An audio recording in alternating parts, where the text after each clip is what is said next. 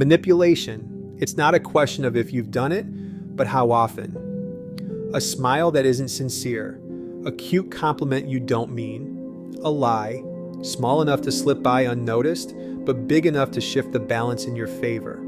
Sound familiar? Of course it does. But here's the uncomfortable truth. Manipulation isn't just a tool, it's a survival instinct. And whether you're pulling the strings or getting tangled in them, one thing is certain. In this game, you're either the predator or the prey. We like to think of manipulation as something evil, something sinister, a villain's weapon. But take a closer look. The child crying for attention, they know the power of tears. The politician spinning promises, they know the power of fear. The lover withholding affection, they know the power of silence. It's all the same art. The question isn't whether it's happening. The question is whether you notice it before it's too late. Think about the last time someone convinced you to do something. Did they appeal to your logic or your emotions? Did they guide you gently? Or did they box you in until the only way out was through their door? Now ask yourself, when was the last time you did the same to someone else? Don't flicker, don't deny it, you've done it, we all have. The real question is, was it for survival or satisfaction? Here's the beauty of manipulation. It doesn't care about morality. A predator doesn't stop to ask if hunting is fair. They hunt because they must, and the prey, they run because they must. But sometimes the lines blur. Sometimes the prey learns the art of the hunt. They realize that playing the victim isn't enough. To survive, they must adapt, evolve, manipulate. So what are you? The predator who knows the game, or the prey still clinging to the illusion of innocence? And here's the kicker. Most predators were prey once, which means if you're still the prey, it's only a matter of time. In the art of manipulation, there's only one rule: adapt or be consumed.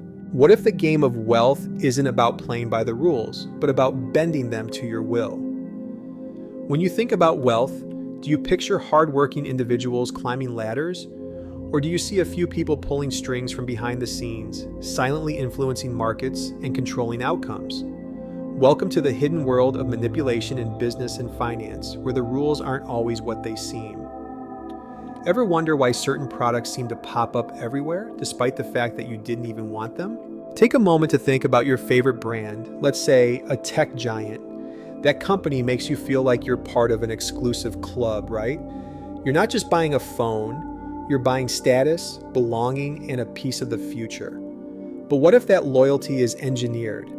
Companies spend billions crafting this illusion, manipulating your perception so seamlessly that you believe you need their product to stay relevant in today's world. Apple's marketing strategy isn't about making you aware of a phone's features. It's about making you feel like you're missing out on something vital. It's about creating FOMO, fear of missing out, by controlling the narrative of desirability. You think you're choosing the latest model, but you're really just a pawn in a game designed by their marketing department. What's the real cost of that iPhone? It's not just the price tag, it's the control Apple exerts over your desires. Social media is one of the most powerful tools of manipulation today. Every post, every ad, every story you see is meticulously curated to get you to feel something, to influence your emotions and guide your decisions. The algorithms are designed to make you crave more, to keep you scrolling, buying, and believing. Ever noticed how a post from a friend, a colleague, or an influencer can make you feel like you're not enough? Maybe you didn't care about the latest phone until you saw someone post about it. Maybe you weren't even thinking about buying that product until you saw an ad for it. Social media isn't just about connection, it's about control. The platforms are studying your every move, your every click, and tailoring your experience to keep you hooked. You believe you're freely choosing how to spend your time, but in reality, you're being manipulated into staying online, into buying more, into comparing your life to others. How do you regain control in a world that seems to manipulate every choice you make? Start by becoming aware. The first step to breaking free from manipulation is to recognize it when it's happening. Ask yourself, why do I feel the need to buy this product? Why am I spending so much time on social media? What is it that this politician is truly selling me? What's the hidden agenda? The second step?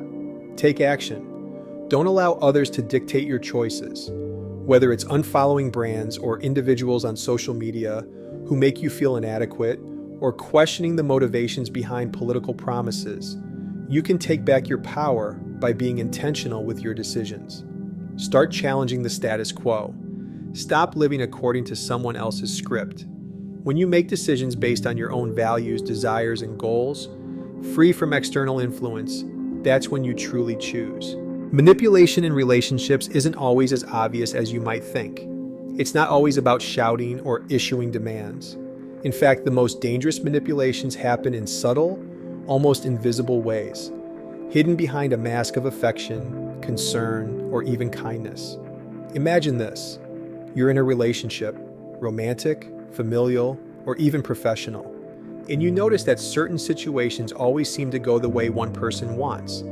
At first, it feels like a coincidence, but as time goes on, you start to wonder, is this intentional? Manipulation in relationships is all about control. It's about making someone believe that their decisions, actions, or emotions are a result of their own choices, when, in fact, they've been steered in a particular direction by someone else's influence. Here's the kicker. Often, the manipulator is someone you trust the most. Maybe it's a partner, a parent, or a close friend. They don't need to shout their demands. They just know exactly how to push your buttons, how to get you to act in ways that benefit them.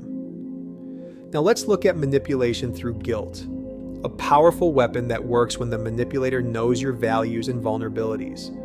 Imagine you're in a relationship with someone who says, "I can't believe you're going to leave me after everything I've done for you. You're going to make me really sad if you don't do this for me. I'm counting on you." At first glance, these might seem like harmless statements, but they're far from it. Guilt is a powerful manipulator because it taps directly into your empathy and desire to avoid causing pain to others. By making you feel responsible for their emotional well-being, the manipulator gets you to act out of fear. Fear of hurting them, fear of being seen as selfish, or even fear of abandonment. The manipulator uses your natural empathy to make you feel like you owe them something, even when you don't. The more you give in, the more they pull at your strings, making you feel like you're the one in debt. Manipulation isn't just about control. It's about reshaping your reality until you no longer trust your own instincts. It's about making you question what you see, feel, and know to be true. The manipulator doesn't just want power. They want ownership over your perspective. They want to be the lens through which you see the world. You may not even notice it at first. It starts small. A suggestion here, a critique there. "You don't really need to go out tonight, do you? Are you sure you want to wear that? I just think I know what's best for us."